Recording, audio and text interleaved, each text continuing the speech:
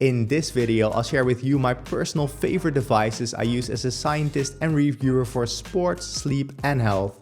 Now, over the last years, I've tested many devices, and today I'll show you which ones I actually use myself, and I'll also share some updated data on some of the devices I tested recently. Most of this video is based on objective testing, as you've come to expect, but I'll also discuss some other products I found useful for sports and nutrition, but this is based more on my subjective experience. Finally, on a more personal note, I also want to discuss a supplement/medication I started taking about 4 years ago, which only a few people in my life know I take, and which has really helped me, but you might want to think twice before taking it. Let's get to it. Hello everyone, for those of you that are new to the channel, my name is Rob and I'm a postdoctoral scientist specializing in biological data analysis. Now, I want to start off with the most expensive device that I own, but also one of my favorite devices, namely the H-Sleep Pod 3. Now, without experiencing it myself, it might have been too big of a gamble for me to get, but it is a device that has actually subjectively helped my sleep quality the most, and objectively additionally has great sleep stage tracking based on my testing. Now, before showing you the sleep stage tracking performance of the H-Sleep Pod 3, I do need to mention I will include affiliate links to some of the products I will show you today. Now, as a personal rule, I only accept affiliate programs from products I actually believe are good, and these are all products I've used a long time myself. Now, back to the H-Sleep Pod 3. For those of you that haven't heard of H-Sleep yet, let me briefly introduce what the H-Sleep Pod 3 is, what it aims to do and how it works. Now, the idea behind the Pod 3 is that by manipulating the temperature of your sleeping environment, you can improve your sleep, and it can actually independently heat and cool each out of the bed.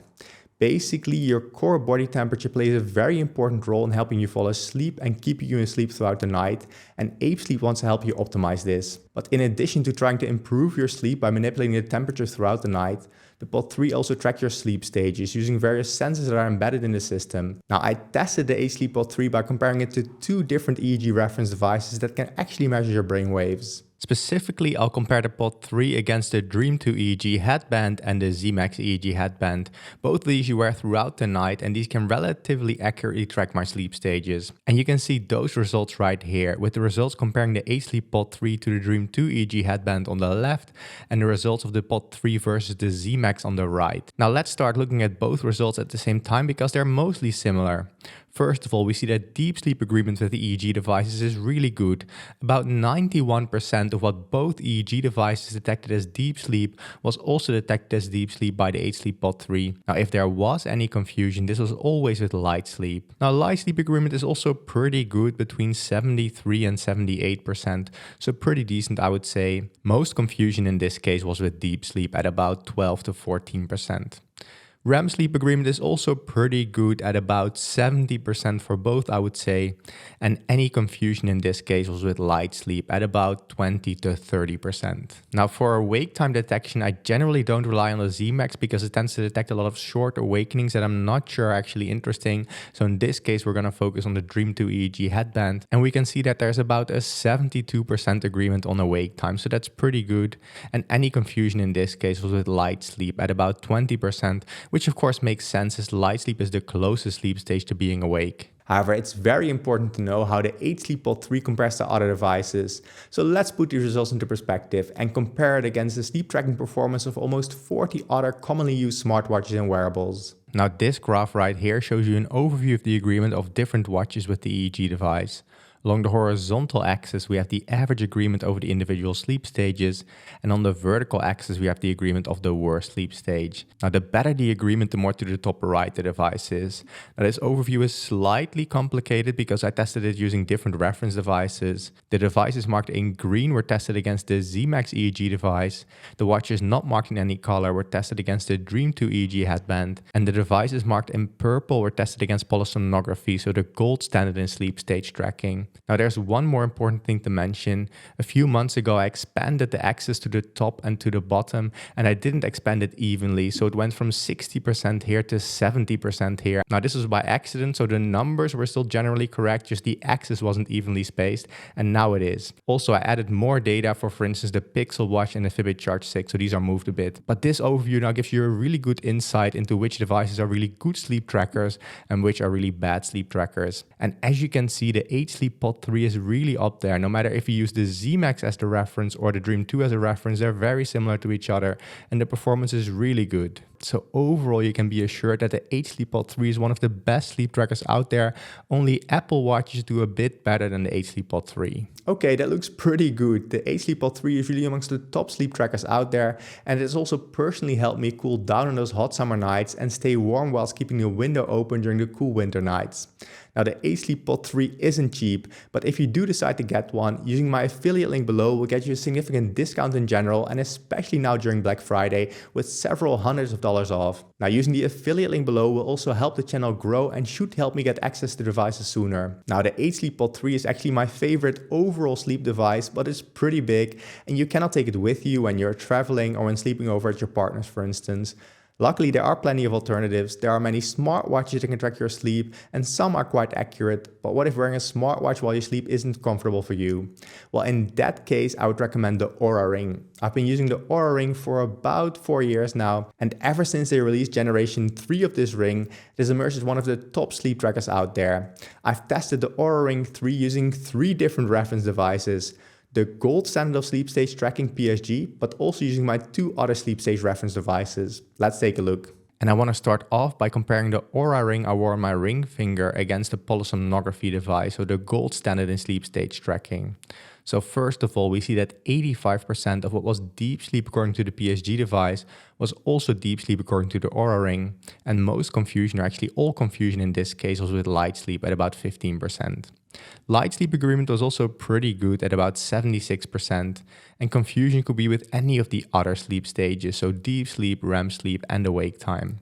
REM sleep agreement was pretty decent, though not the best for the Oura Ring with a 55% agreement, and most confusion in this case was with light sleep at about 41%. Now, awake time detection, on the other hand, was pretty good at 78% agreement, and as expected, similar to what we saw for the H-Sleep Pod 3, most confusion of awake time was with light sleep in this case. And again, this makes sense as light sleep is the closest sleep stage to being awake. Now next, let's also look at the results of how the Oura Ring compared to the Dream 2 EEG headband and the Z-Max EEG headband. So these references are slightly less accurate than a PSG device, but I have many more nights of data, so there's the upside of more data and the downside of a slightly less accurate reference device. But luckily we see that the results are more or less the same. We see first of all that there's about an 85% deep sleep agreement, similar to what we saw for the PSG device, and again, any confusion in this case is with light sleep. Light sleep agreement is also pretty good at about 77% for both reference devices. And again, confusion could basically be with any of the other sleep stages, though mostly with deep sleep and awake time for the Dream 2 EEG headband, and mostly for deep sleep and REM sleep for the Z-Max EEG headband. But still, the results are very comparable. And then REM sleep agreement again shows the worst agreement out of all the sleep stages, though it isn't terrible, at about 52% compared to the Dream 2 EEG headband, and about 65% compared to the Z-Max. And again, most confusion in this case is with light sleep again. Now again, for awake time detection, we're not going to focus on the Z-Max because it detects too many of these short awake moments. Instead, we're just going to focus on the Dream 2. And as you can see, about 86% of what the Dream 2 says was awake time was also detected as awake time by the Oura Ring. So that's pretty good. And again, also most confusion is with light sleep, which is what we expected. So overall, this looks very similar to what we saw for PSG. And I would conclude that overall, the Oura Ring is a pretty good sleep stage tracker. It only struggles a little bit with REM sleep compared to the other sleep stages. And there are some sleep tracking devices that are definitely a bit better at REM sleep detection. Now let's again put these results into perspective and see where the Oura Ring falls in this overview. So again, the further to the right and the higher devices, the better is its agreement with the different reference devices. And we can see that the Oura Ring, which is right here, but also right here and right here. So we're looking at the one on my ring finger before in the overview, but I also wore one on my index finger for a while as well. And as you can see, the Oura Ring results are pretty decent. It's really also among some of the top trackers out there. It's just a bit lower on the vertical axis on average because the REM sleep tracking wasn't amazing. It was still pretty decent, though not as good as some other devices. Still, overall, the performance of the Oura Ring is pretty good and probably good enough for most people. So the Oura Ring is pretty decent at sleep stage tracking. However, the reason I've been using Oura for such a long time is not because of the sleep stage tracking, but because of the main strength of the Oura Ring, namely the data presentation. The Oura app is one of the most comprehensive and intuitive apps in my opinion. I can see most of my important health metrics very quickly, getting a good impression of my sleep quality, but if I want to dig deeper, I can also do that relatively easily. Now, if you do decide to get an Oura Ring, Oura also has a Black Friday sale where you get a discount between $30 and $100 off your new Oura Ring. And if you want to support my channel at the same time, you can find my affiliate link below. Now, if you're watching this after Black Friday, I'd of course appreciate it if you use my link. However, for the best discount outside of Black Friday, I generally recommend searching for the discount link online, which generally gets you the best discount.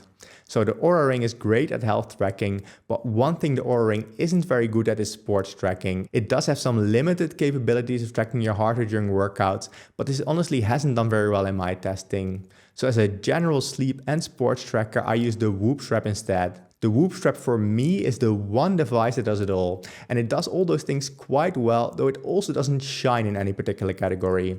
Now the Whoop strap is a fitness tracker you can wear on your wrist, but also in many other places, and I personally prefer wearing it on my biceps, which is what all the testing here is based on. One of my main use cases for the Whoop strap is heart rate tracking, so let's quickly see how accurate it is at that. And I will start off by looking at the performance of the Whoop strap 4 during indoor cycling, which is a relatively easy exercise for a watch to track. This is because of the limited movement and lack of tension on my arm. And here you can see an overview of the results. Now to test the performance, I'll compare the heart rate measurements of the Whoop strap against the Polar H10 ECG chest strap, which can generally record my heart rate very accurately, as I'll show you later. Now each dot here is a single heart rate measurement, with along the horizontal axis the value according to the Polar H10 ECG chest strap, and on the vertical axis the value according to the Whoop strap 4.0. Now the closer the points are to this blue line right here, the better the agreement, and the darker black the color, the more dots that there are. Now it's a bit grayish instead of black, and that's because I had so many measurements. These are measurements I took from April of this year until November of this year, meaning there are over 100 workouts in this overview. Now as you can see, overall there's a pretty good agreement between the Polar H10 and the Whoop strap. There is a bit of a tendency to, in the higher heart rate ranges, detect a slightly too low heart rate, so it's just slightly a few BPM too low. Still, overall, the correlation at 0.94 is pretty good. It's not amazing, but it's good enough for me. But let's quickly take a look at a few individual rides so you can see what's happening when it's detecting a too low heart rate. Now here you can see the first example interval spinning session I wanted to share with you, where we see a pretty decent agreement between the Whoop strap and the ECG chest strap. Along the horizontal axis we have the clock time, and my heart rate is along the vertical axis, with in blue-green my heart rate according to the Polar H10 ECG chest strap, and in red my heart rate according to the Whoop strap, which is the data exported from Strava, which is why it says Strava right here. And as you can see, the heart rate detected by the Whoop strap is always a tiny bit lower than that of the Polar H10, and also some of the details are lost. The overall patterns match very well, but some of the details are missed in this case, and I'm not sure if this is because of the Strava export or if this is really what the Whoop strap detects, but this was just the best way of me getting to my data on Whoop. Still, overall this looks pretty good, and this is basically what most of the rides look like. There's a few where there's a bit more deviation, as you can see right here for instance, and it's always just a tiny bit too low, which I still find surprising to see such a systematic difference, but it's only a few BPM, so it's not terrible, and also some of those details are missed again. Still, overall I would say that the rides look good enough for me, though I am a bit disappointed about some of the details being missed, and also by there sometimes being a bit more deviation than I would hope. You can see that for instance right here, but also right here and right here, where it has a slight delay in picking up an increase in my heart rate. But overall, going through a few of the rides, it doesn't look that bad, but you can judge. This would be a much worse example, still not terrible, but definitely a bit worse than the average ride. And also right here, we see more deviation. Then here again, it looks pretty good, and also here it looks pretty good. So overall, not disappointing.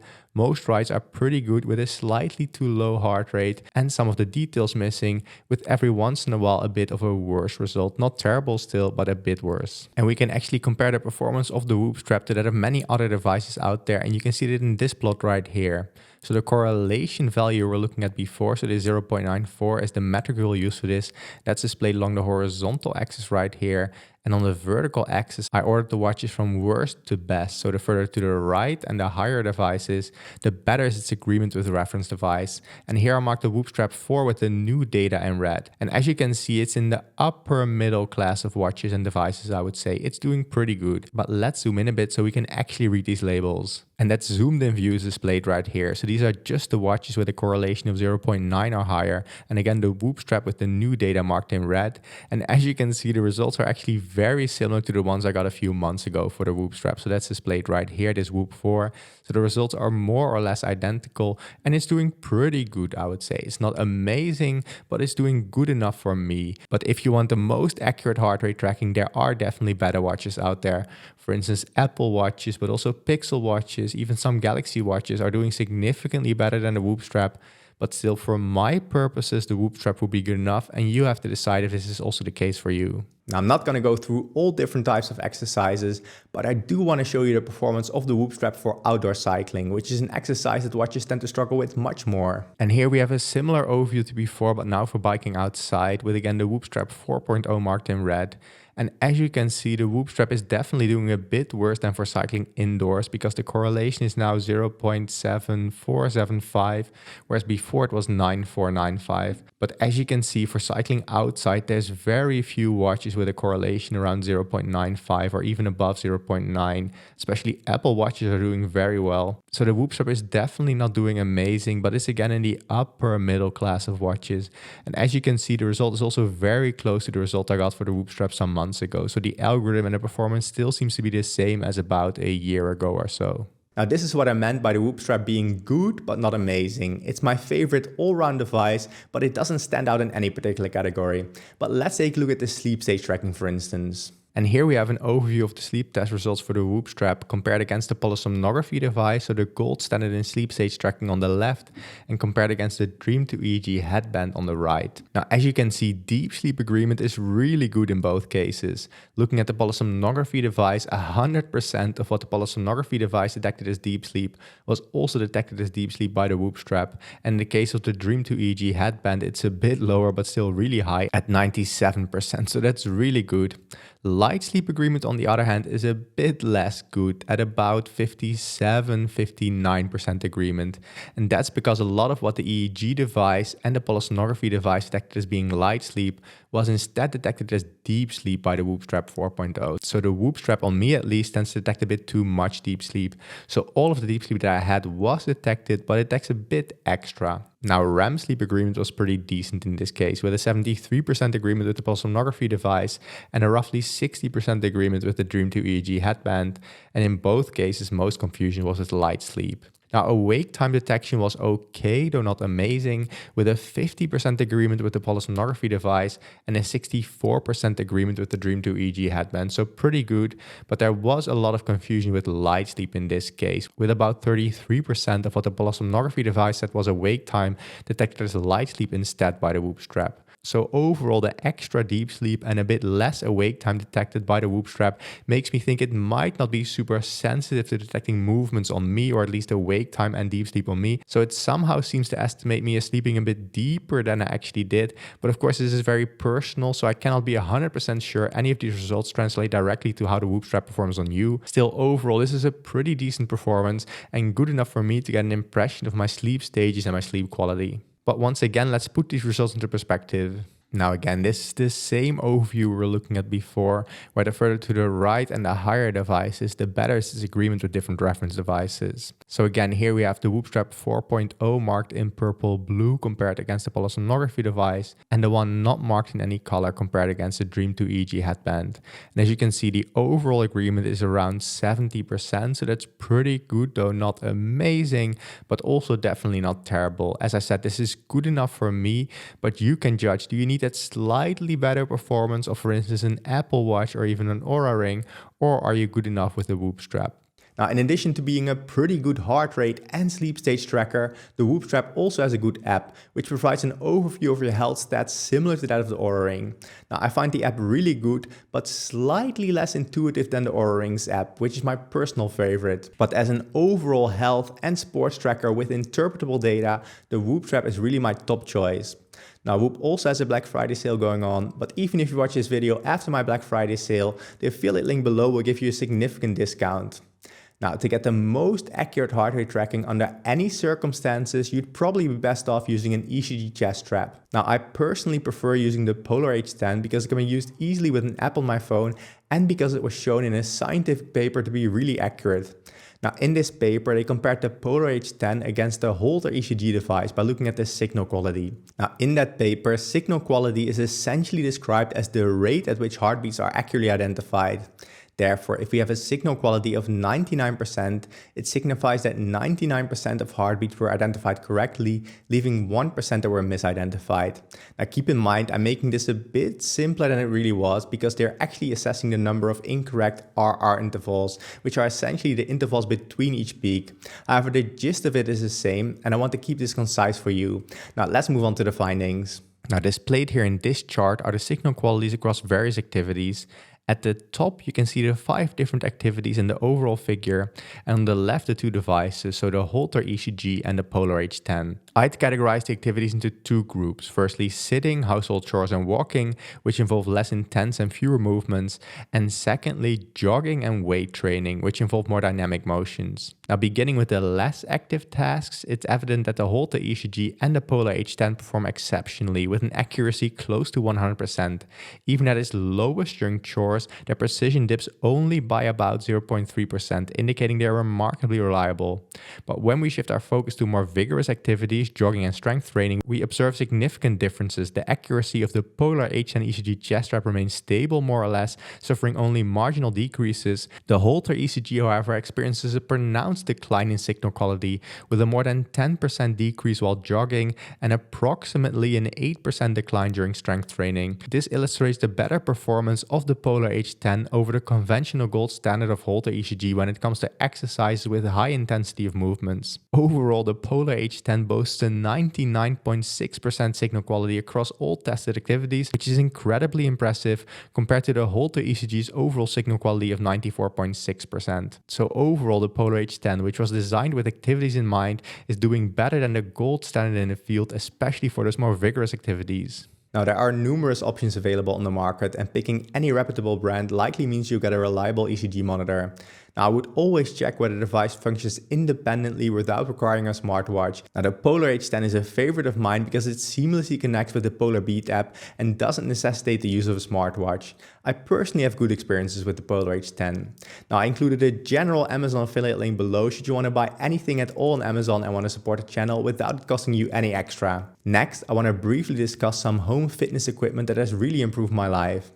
Now, I've been exercising quite consistently since I was 20, but back then I was mostly focusing on weightlifting. However, as I developed some issues with chronic pain, one of the things that has the longest positive impact on my health is indoor cycling, because cycling is one of the few exercises I could do without some sort of pain all the time. For the last decade or so, I've been using different Tex indoor trainers, and for the last few years, I've been using the Tex Neo 2. Now, I bought this long before I started making YouTube videos, and over that time, I've logged over 1,000 training sessions. My Neo 2 has served me well over the years, but there are also cheaper options out there that will also likely be good enough.